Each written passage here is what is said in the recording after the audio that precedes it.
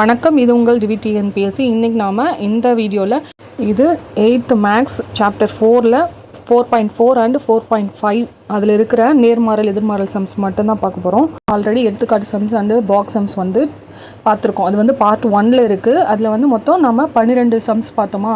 மீதி சம்ஸ் இதில் பார்க்க போகிறோம்.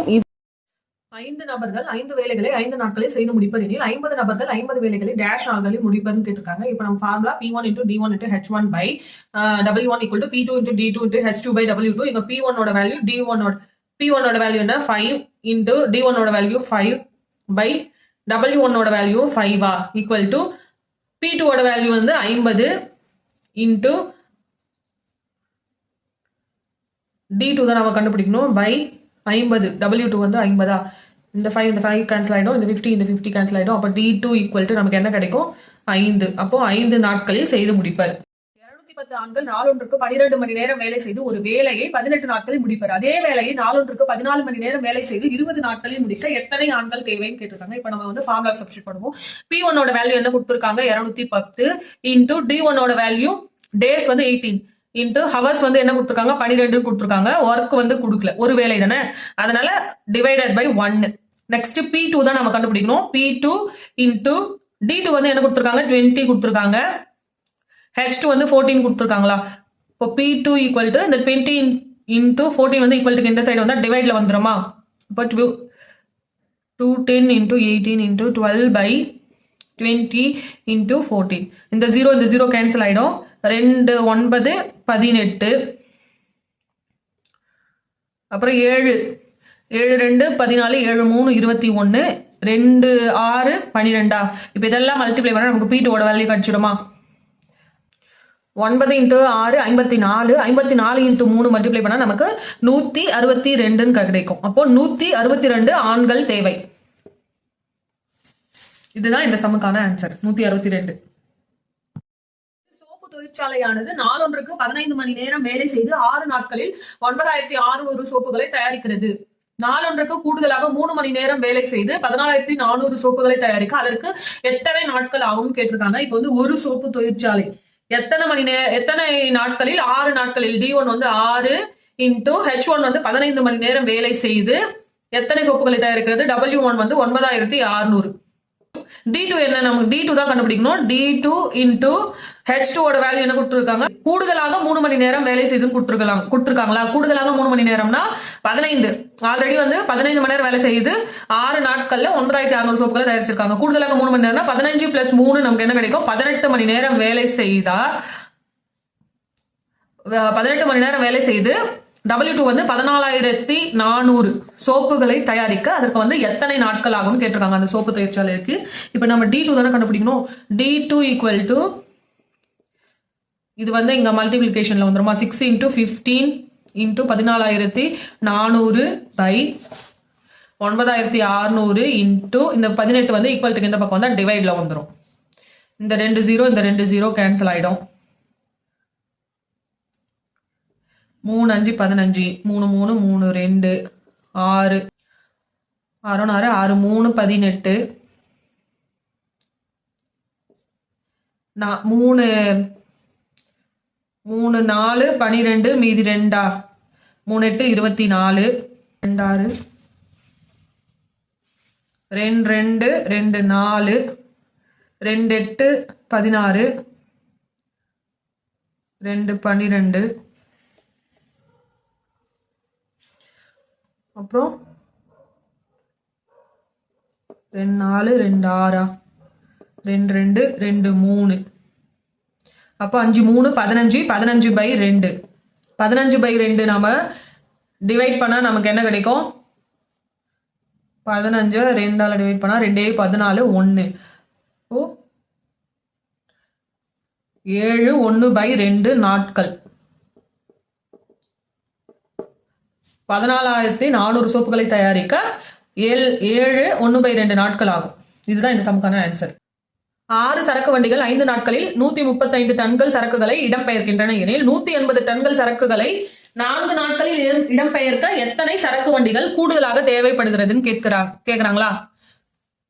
இப்போ P1ன்றது 6 சரக்கு வண்டி. 6 இன்ட்டு எத்தனை D1 5 நாட்கள் W1 வந்து 135 டன் சரக்குகளை வந்து இடம்பெயர்க்கிறாங்க. அது வந்து டிவைட்ல வந்துருமா 135 ஈக்குவல் டு நெக்ஸ்ட் என்ன கேட்டிருக்காங்க 180 டன் சரக்குகளை W2 வந்து 180 கொடுத்துருக்காங்க 4 நாட்களில். அப்போ D2 வந்து 4 டேஸ்ல இடம்பெயர்க்க எத்தனை சரக்கு வண்டிகள்? இப்போ P2 ஓட வேல்யூ தானே கேட்டிருக்காங்க.